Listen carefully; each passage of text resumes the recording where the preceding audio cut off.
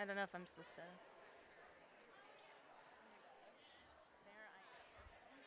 Good afternoon, everyone. If you could take a seat at your state, all of the tables are labeled with states.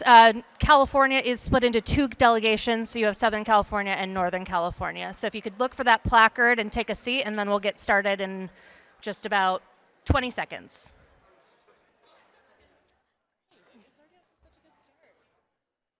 Oh, you're already quiet. I love it.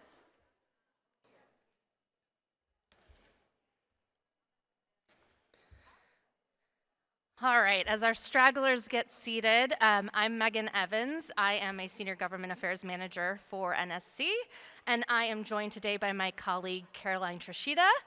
She's a policy analyst in the Government Affairs Department as well. Over the next 45 minutes we're going to go over our talking points for tomorrow's Hill visits, and then after that, and we'll also go over some important logistics as well. After that, we will spend about 30 minutes in our delegations so that you can take what you've been hearing today and what we go over in the talking points conversation and create your own stories to connect to your meetings tomorrow.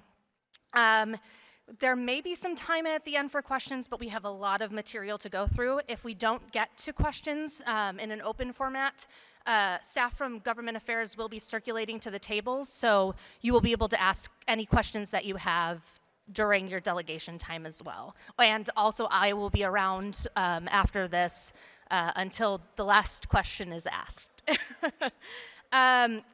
Additionally, the resources that I want to go over, you should have one folder for each delegation, not for each table, but for each delegation. That will include the leave behind for tomorrow, which is the 118th agenda. There also should be additional 118th agendas on each table for you to take a look at. If you also go into the app for this particular event, there should be resources in PDF form that you can download as well, including our talking points document. We did print a few talking points documents that also reflect the 118th agenda, and they're on the back, but we only printed a select handful just so we could keep to our eco-conscious commitment. With that, before we jump into our legislative asks, I want to open our conversation with a video from Congresswoman Bonamici. She's a champion for skills in Congress, and she gave us some remarks on why your advocacy is so important. Hello, I'm Congresswoman Suzanne Bonamici, and it's an honor to represent Northwest Oregon in the U.S. House of Representatives. Thank you to the National Skills Coalition for inviting me to speak at your annual Skills Summit. This year's summit comes at an especially opportune moment for workforce development and economic growth in our country. Last Congress, I was pleased to help pass the Bipartisan Infrastructure Investment in Jobs Act and the Bipartisan CHIPS and Science Act. And I was glad to help create more pathways to good paying family wage jobs in the Inflation Reduction Act. I worked with my colleagues on the Education Committee to advance the Bipartisan National Apprenticeship Act reauthorization, and also a needed comprehensive reauthorization of the Workforce Innovation and Opportunity Act, or WIOA, that would provide training and career services to help workers find and keep good jobs. And both of these bills passed the House, and I will keep working on them with the goal of getting them across the finish line this Congress. Communities across the country are eager to leverage the historic federal investments in workforce development. Portland Community College, for example, in Northwest Oregon, is a leader in preparing students for careers in different in-demand industries, including aviation, construction, agriculture, semiconductors, and advanced manufacturing. And Century High School, Gaston High School, and other schools in the district I represent engage their students in high-quality CTE programs that prepare them for good-paying jobs in a range of industries. These programs and so many others around the country show the important role that industry and sector partnerships with K-12 schools and community colleges can play in building a diverse, skilled, and well-prepared workforce. As you take it to the Hill today to speak to your members of Congress, I encourage you to tell your stories and share your experiences. Talk about your successes and be candid about what you need from us. Express why it would be helpful to make more progress by passing the long overdue reauthorizations of the National Apprenticeship Act and the Workforce Innovation Opportunity Act. Your work is valuable because you are the key to providing students and workers with the skills they need to be successful and to contribute to our economy. Thank you for everything you do. I look forward to working with you as you prepare the workers of today for the jobs of tomorrow. So we just heard from Congresswoman Bonamici, and I want to reiterate some of the perspectives that she has on why your advocacy is so important. And I think you all know this. I don't think I'm saying anything unique, but it's more than just about getting policy changes tomorrow, right? That takes or can take a long time. We're also wanting to develop relationships with these offices, and those relationships can lead to seeing you as the experts and inviting you for a hearing at some point or getting your feedback on legislation. It's about developing long-term conversations, and so this should not be the only conversations that you have with these offices this year. We want this to be the start or the continuance of what you're already doing. Additionally, with all of us in this room heading up to Capitol Hill tomorrow, we're showing the size and breadth of our network. We come from such diverse backgrounds and different organizations, and we're all saying the same thing. And that really proves to Congress that this is an issue that they need to take seriously. It's an issue that they need to put effort into, and it really adds to our credibility as a coalition. So with that, I want to turn towards our asks this year. If you look at our 118th agenda or the talking points in your app, you'll see that our asks might look slightly different than in previous years, as they're centered around key themes rather than specific pieces of legislation. We've done a really great job as a coalition of generating policymakers' support for specific initiatives. And now we want to make sure that the core of our issues is embedded in every key piece of legislation that has to do with workforce. But we're also supporting specific legislation, and you'll see that in the talking points document. Now, that's not the be-all and end-all of every piece of legislation that we support as a coalition, but these are the pieces that we want to talk about tomorrow.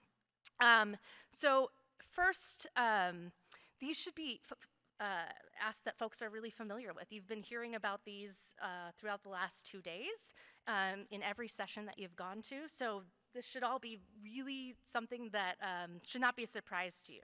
So the first ask is Congress should ensure that cost isn't a barrier to training.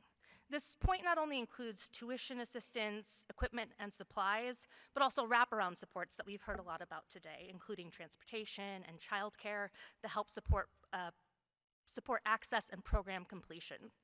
The priority also includes training that prepares the workforce for digital skills, as well as specialized training. And then we also see this ask as supporting the idea that eliminating barriers to high quality training can also be used as a tool to fight structural inequity, and then also an underinvestment that has disproportionately impacted workers of color. Another piece of this ask is that all workers, regardless of financial circumstance, should be able to access skills training and reskilling throughout their careers. So technology, we know that that's continuously advancing and creating new skills that are needed.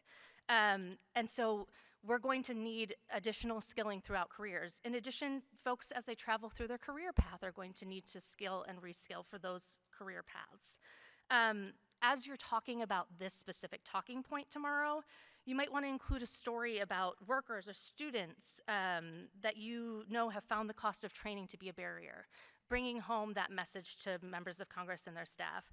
Or you could include examples of how lowering the cost of training or getting rid of that barrier has led to more people or new communities accessing training or finding good jobs. And then again, there might be state programs that, if they were expanded at the federal level, could really have an impact on far more people. And so if you have a really great example of that, that's so wonderful to bring up tomorrow in your meetings. With that, I'm going to turn things over to my colleague Caroline to go over the next 2 talking points. Hi everyone, hanging in there this afternoon. So Megan just went through that first kind of main theme and main talking point, which is eliminating the cost of training as a barrier to accessing. So that's going to be the first talking point that you might choose to talk about. Next, we've got a talking point around those industry partnerships that you've been hearing so much about for the past 2 days. You've been hearing about them as a way to implement the infrastructure bill. And really, we want these partnerships to be 3 things. We want them to be robust and bring a large amount of partners to the table. So we want to bring together local businesses, unions and worker organizations, community colleges, training providers, community-based organizations. So again, robust. We want them to be locally driven. So we really want them to meet the need of the local workforce. And we want them to be industry driven. So again, we want to hear about those partnerships that you have with employers in your state. We want to hear about how you work with the community college in your state, et cetera. And also, this is a great point to talk about any challenges that you've experienced in either joining a partnership, funding a partnership, formalizing a partnership, et cetera.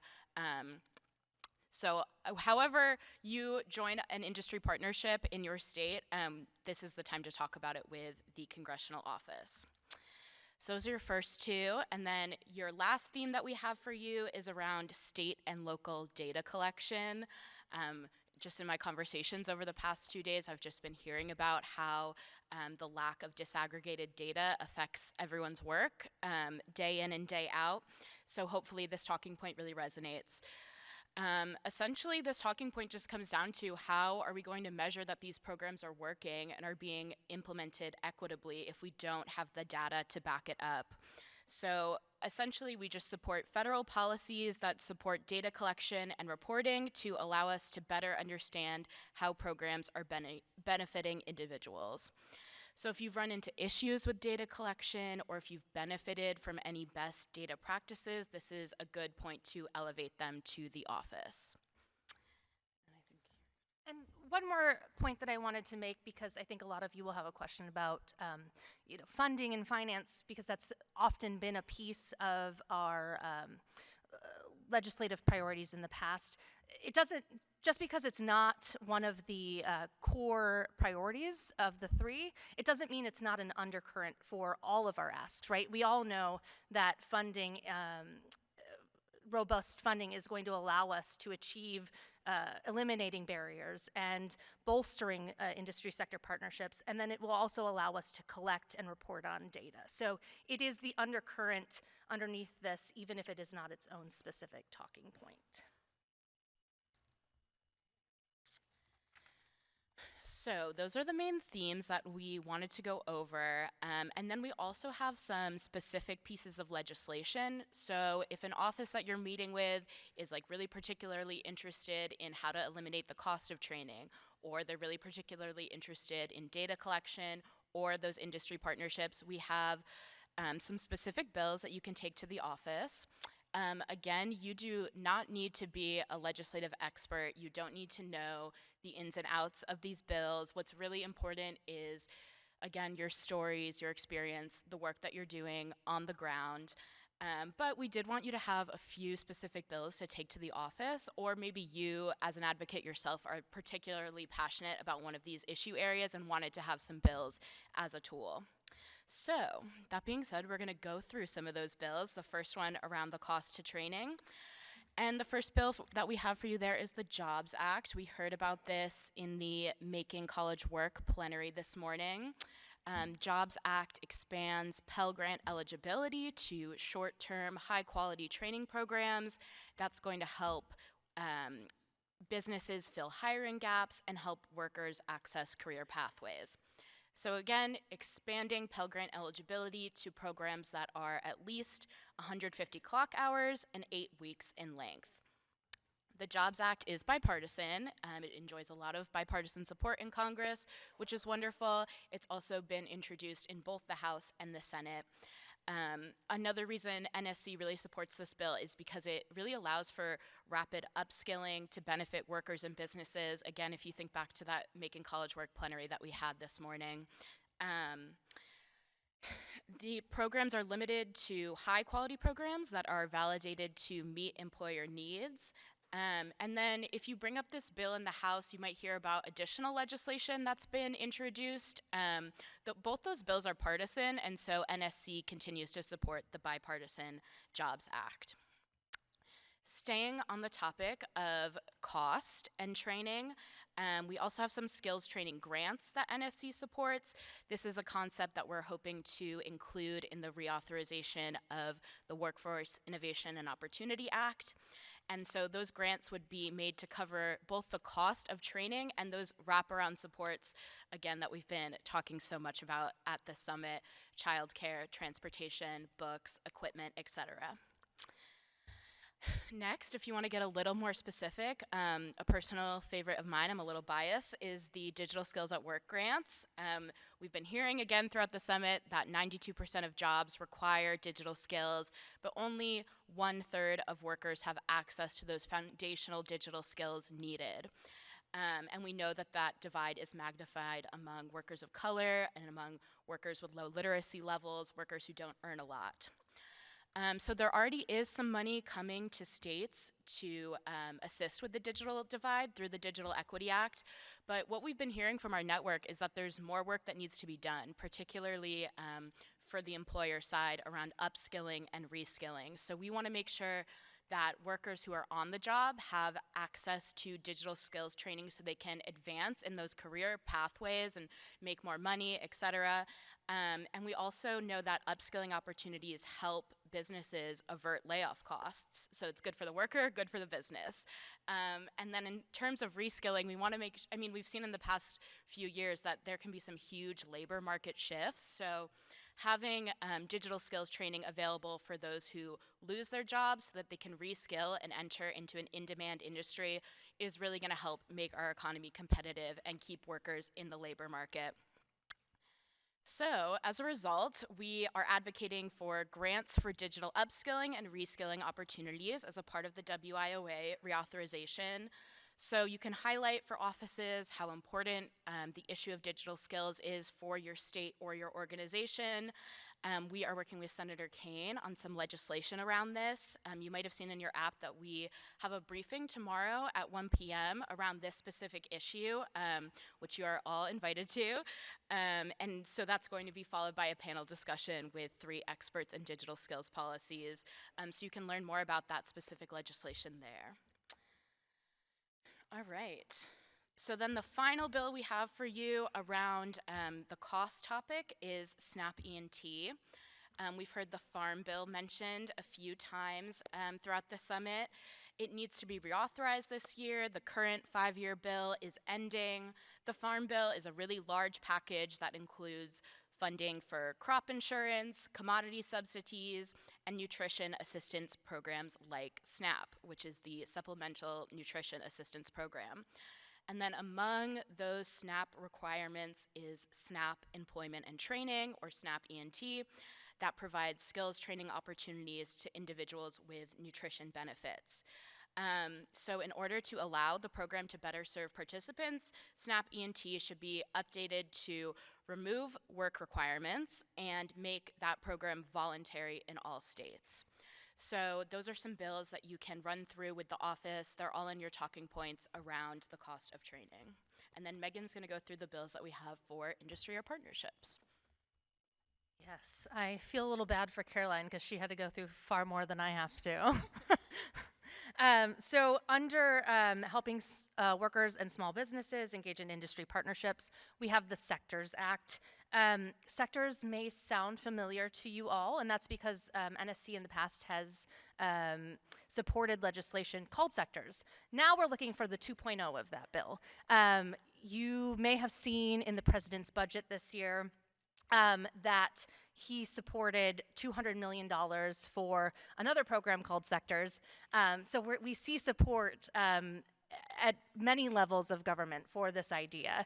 And so we are hoping that we can introduce legislation this year, and we are working with members of Congress to attach that perhaps to must-move legislation at some point during this Congress. The next piece under this that I want to talk about is trade adjustment assistance. And this might be a little less familiar of a topic. I think a lot of you in this room are familiar with sort of an expired piece of TAA, which is TACT, Trade Adjustment Assistance for Community Colleges and Career Training. But there are actually two other sort of points to TAA, and that's TAA for workers and then also TAA for firms. The legislation right now, or rather the program, is sort of in a phase-out period. It turned into a more restrictive version of the program in 2021 and then began to phase out and was meant to expire in 2022, but there actually was a one-year extension of the program. Unfortunately, if we don't reauthorize it, it may go, extinct. But this creates a lot of opportunity for us as workforce advocates to sort of try and get innovative components added to it and modernize it so that it works better for workers and employers and community colleges as well. So what we want to see is a prioritization of TAA for firms, rather, that gives TA to help with apprenticeships and other on-the-job training, and also prioritizes industry sector partnerships.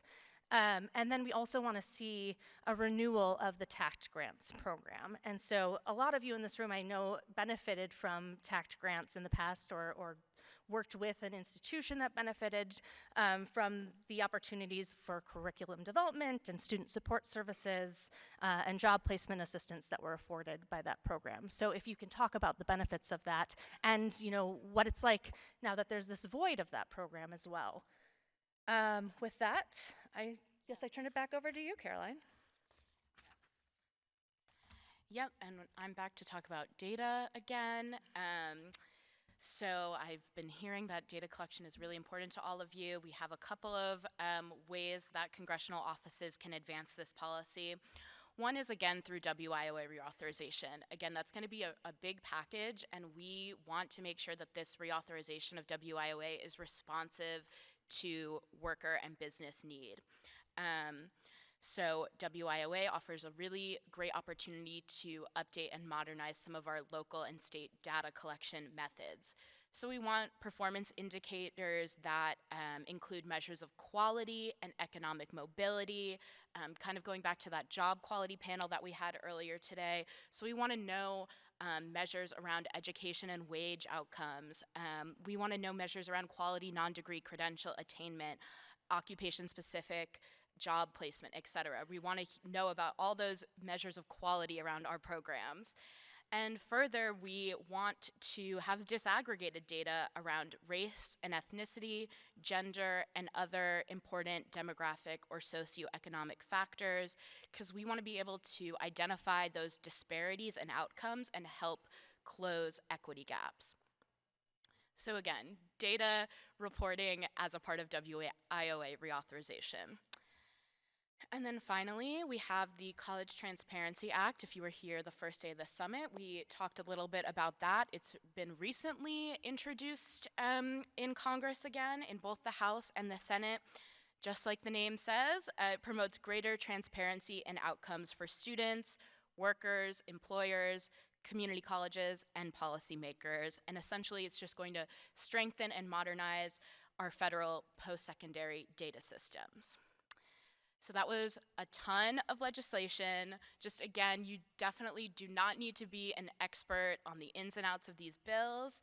We want you to have some specific bills to point to if an office says something like, oh, how can I be a leader in industry partnerships? How can I be a leader in data collection? You'll have some tools in your back pocket. So those are the talking points, those are the themes, those are the bills. Let's get into how these meetings are going to look. So in addition to the talking points documents that you also have a little delegation prep worksheet in your folder. You can use this to start planning your meetings, essentially how you want to split up your speaking roles, and it's just going to kind of keep you organized. We want you to go in feeling prepared as a delegation. So one way to do this is to think of what order you want to speak in during that meeting. Generally, we recommend that the delegation lead open the meeting. We recommend that you frame this meeting, as a part of the National Skills Coalition's annual Skills Summit. You'll see on that talking points document, which again is in your app, kind of the first part is about making the case for skills. So you can include some language around that in the opening of your meeting. Then if your delegation is small, you'll want to go through short introductions. If you're in a House office and if you have constituents of that member in that meeting, you'll want to lead with them. They'll want to lead first. So then after that kind of initial introduction, you'll want to go through who in your delegation is going to address which talking points. So maybe you're a community college receiving TACT funds, you might want to hit that talking point. And so we hope that you can use the worksheet to think about what stories or data points, what you're seeing on the ground that you want to use to highlight each of those main talking points. And if it's your first time going on Capitol Hill, Megan has some good do's and don'ts to get you through your first round of meetings. We actually have a lot of new folks this year, which is so exciting. Maybe you're just new to the summit and maybe this is old hat for you, but I do want to go over a few do's and don'ts since I think they're sometimes helpful to reinforce. The first one I'll go over is be flexible. Meeting changes happen even day of. Sometimes you'll just have to keep checking your email throughout the day. And it can be frustrating, but staffers are often called into last minute meetings and things like that. And so they're gonna do their best to accommodate the meeting with you, but also any emergencies that pop up with their issue areas. Additionally, maybe you had a meeting scheduled with a senator tomorrow, and it turns out that you're gonna end up with meeting with a staff member because that senator got called to another meeting. I know it can feel disappointing, because you thought you were going to meet with, the lead person, but don't get disheartened. Staff are often very influential in the office. Their opinion has weight, and I often find that meeting with staff members is far more effective than meeting with the member themselves because you can sometimes get into really substantive conversations that perhaps you wouldn't be able to do with the member themselves. The second point, and this is one I struggle with, is get to the point. You normally have about 30 minutes with an office, and sometimes that'll get narrowed down to 10 just because, again, with the scheduling changes and things like that, they might not have the time to meet with you for the full 30 minutes. So being as brief as possible is really important. And again, as I said earlier, this shouldn't be your only contact with the office. This should be the starting point or a continuance of existing conversations that you've had. So even if your meeting gets cut down to 10 or 15 minutes, hopefully you'll have the opportunity in a month or 2 months to follow up with them and meet again. The third piece is provide local examples. Offices hear from lobbyists all the time on, specific provisions of legislation. That's not what they want to hear from anyone, really. They really want to hear from you all, how this is impacting your community, how this is impacting your organization. You are the experts of what's happening on the ground, and that's really what they care most about. So as Katie mentioned yesterday, and she likes to say, and we always like to quote, data makes you credible and stories make you memorable, and being memorable is the goal because they're gonna keep coming back to you because they remember you. The next point in my don'ts is don't make anything up. You can always say, I don't know. I often say, I don't know. And just get back to them with the information. No one expects you to be an encyclopedia of anything, really. I mean, you can always go back to them, or you can connect them to one of the government affairs staffers, and our information will be posted at the end. And we can follow up later with specific pieces of legislation or specific provisions. The last thing you want to do is make something up and then be incorrect, because that can hurt your credibility. And once your credibility is gone, you perhaps lose that relationship, or at least it suffers. My next don't get confrontational. Sometimes offices disagree with your perspective. Our job is to present them with our priorities and valuable data and anecdotes to help influence them. But that can take time, and that's part of developing the relationship and developing that credibility, with the hope that maybe if they do disagree with you, you'll change their mind down the line, or at least soften their perspective. Don't talk about elections or fundraising. This might seem obvious or like, why would anyone do this? I've been in meetings where it's happened. We want to stick to the issues, and so talking about campaign contributions can just be a little awkward for everyone involved, and in some cases illegal if folks are on their official time. And then finally, and it's really more of a do, but I put it in the don'ts, is don't forget to send a thank you note or a thank you email. As you meet in your delegations, you may want to decide who's going to send an email to thank the staffer or the member or the scheduler for the meeting. And if you don't have a staff member's email, one of us at Government Affairs can help track it down for you if you just reach out to us. Let's see, how are we doing on time? All right. We have a little bit more of logistics, but I do want to have time for like 2 questions. But as I said, if we don't get to your question, we'll be circulating. We can answer any questions, and I will stick around until the last person leaves the room and has no more questions for me. So do we have a question or 2? I don't know if we have mic runners for this session. Oh, we're so good, Caroline. Oh, over here. 1 minute, I can bring you the mic right here. Nobody can hear you if we don't have.